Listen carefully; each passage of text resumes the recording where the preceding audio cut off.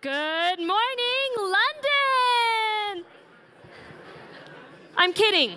I know it is not morning, and this is not London. I just really wanted your attention. My first name is Serene. Now, whenever I tell anyone my first name, I always get asked the same questions. How do you pronounce it in, proper Punjabi? Or, what does your name mean in your, authentic Indian, exotic heritage?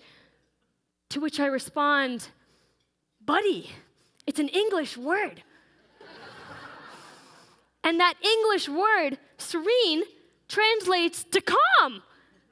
And anyone who's ever met me knows that that word is the last word they would ever use to describe me. You know, probably a more appropriate name for me would have been Chaos Child or Bundle of Utter Commotion.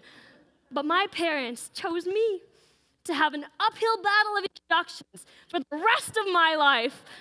I love you, Mom and Dad.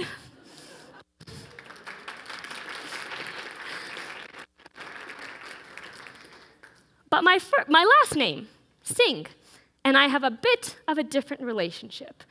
You see, Singh translates to lion.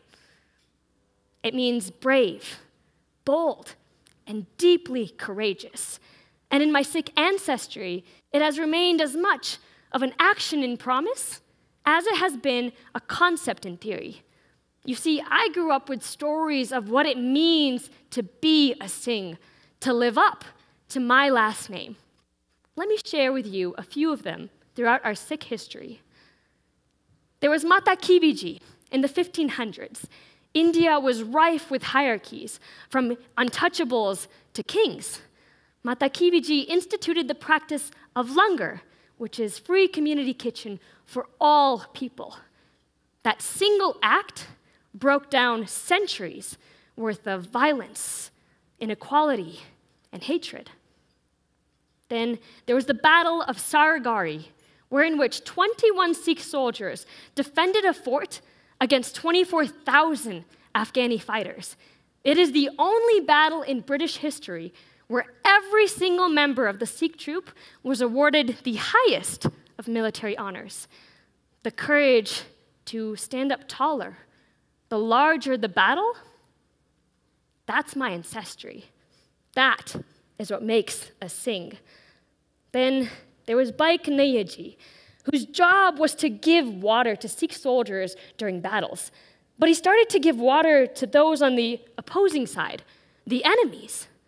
And when was questioned why, he said, I don't see an us versus them. I see people who need my help. And that is all that matters to me. The courage to step apart from one's group and stand up for one's belief, that is what makes a Singh. Now, I share these stories because if those are the experiences that make a Singh, I might not ever really be able to live up to my last name. But I can guarantee, for most of my life, I was anything but a Singh. You see, I grew up trying to hide everything about myself that made me me. That included my culture, my religion, my personality, my awful fashion sense, everything. Because the idea of standing out, of being different, of being an imposter, was for me the scariest thing. But I told myself that when I finally am able to become a Singh, this is what it would look like.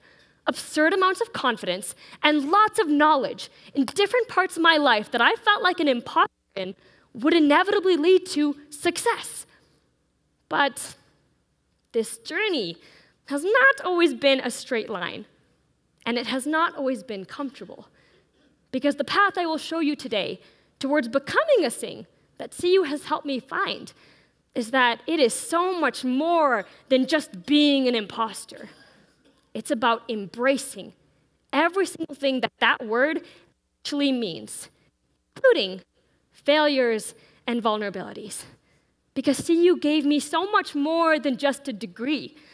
CU revived something deep inside my core, something that has allowed me to rediscover for myself, for the rest of my life, what it actually means to live up to my last name. So let's rewind back to a really tragic time in recent history. 2015 Serene. I had just received the Rhodes Scholarship, and I found out that I would be attending CU. I was ecstatic.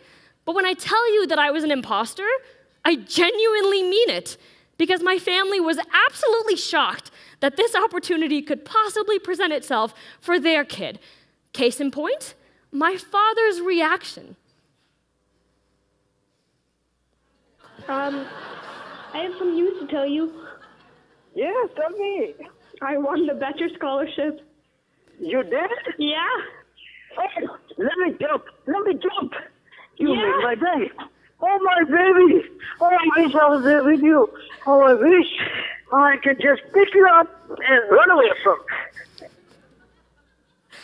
Speaking of picking up and running away, I told myself that when I finally went to see you, I would pick up my Singh identity and run away to reach point B and have inevitable success, right? But I started taking more steps in my life towards actually becoming a Singh.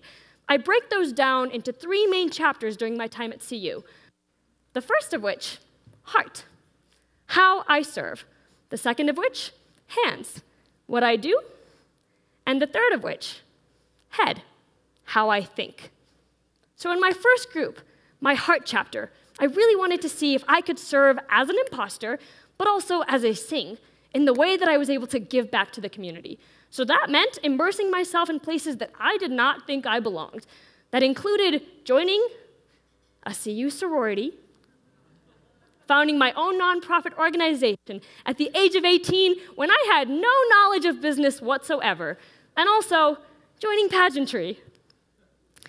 You see, although I did not belong in any of these spaces, I found so much deep love, cultivating courage when I felt it the least.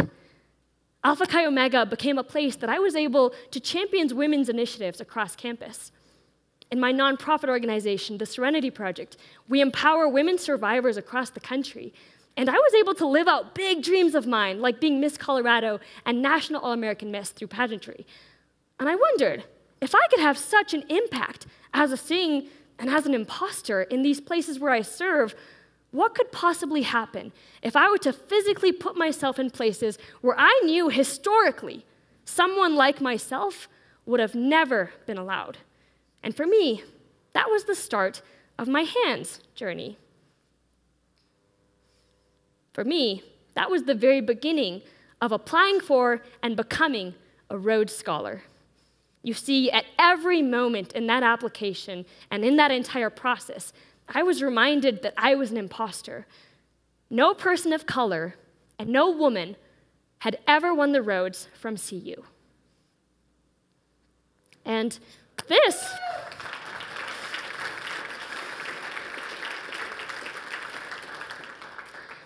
was actually the Rhodes Scholarship criteria when it began in 1902.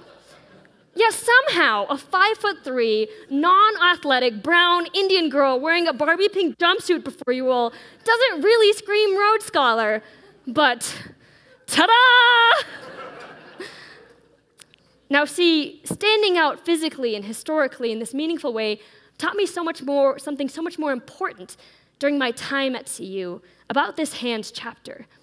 It taught me that I had the ability, through my actions, to open up doors I thought previously locked for someone like me, and to hold them even wider, open, for people who might not have otherwise ever wanted to walk through them.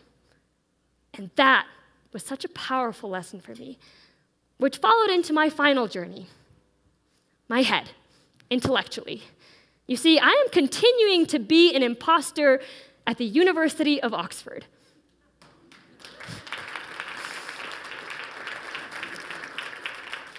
My PhD research focuses on the experiences of women on death row in the United States. It is an academic discipline I have no prior coursework in, I have no prior degree in. But yet, every single day, I have the opportunity to humanize and understand the very group of people, women behind bars in prisons, who are serving life that I was taught growing up I should vilify, fear, and hate. So, I was right. A lot of confidence and a lot of knowledge in various parts of my life that I felt like an imposter in would lead to inevitable success, right?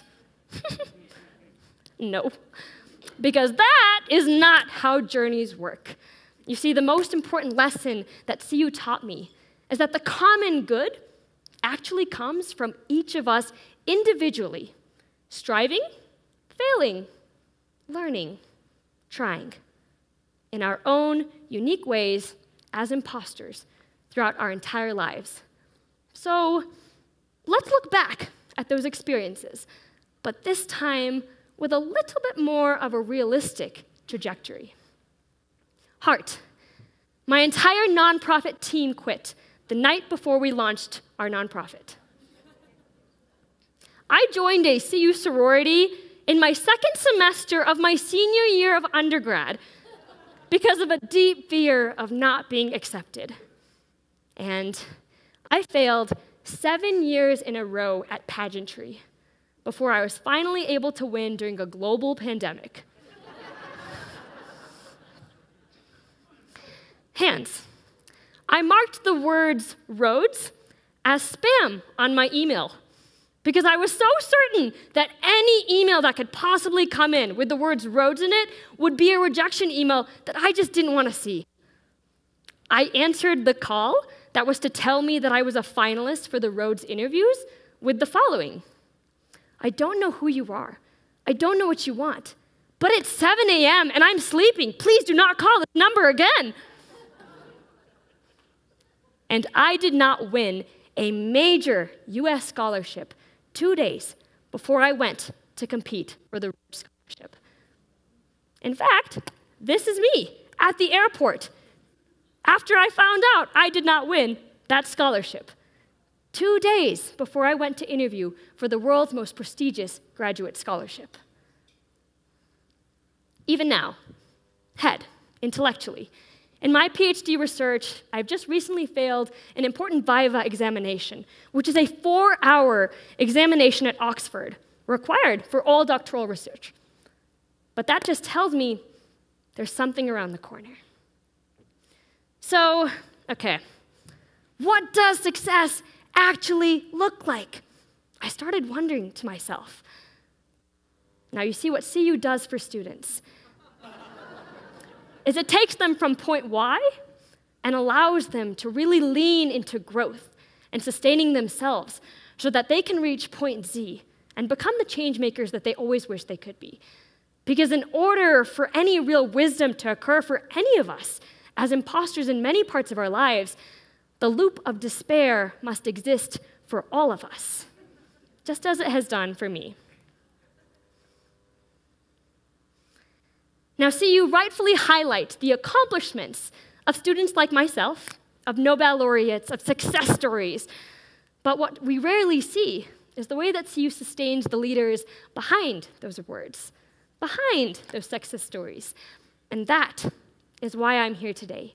Not a sum of my accomplishments, but rather a story of courage.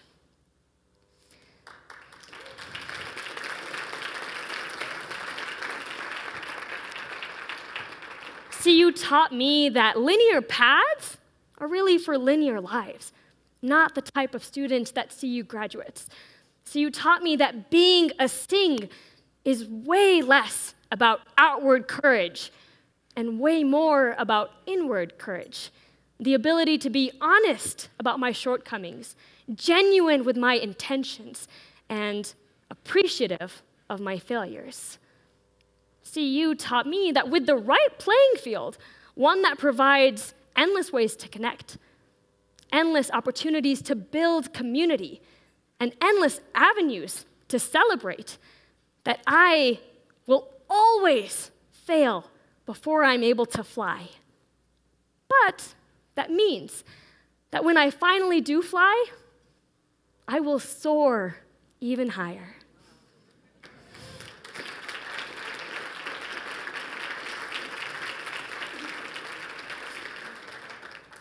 So it's true. my first name might not ever live up to me, or maybe I won't ever live up to it. But that is actually okay, because it is my Singh. That is my compass. That is what guides who I am in this world. And I found for me that being a Singh is, and will continue to be in my life, the most beautiful of things.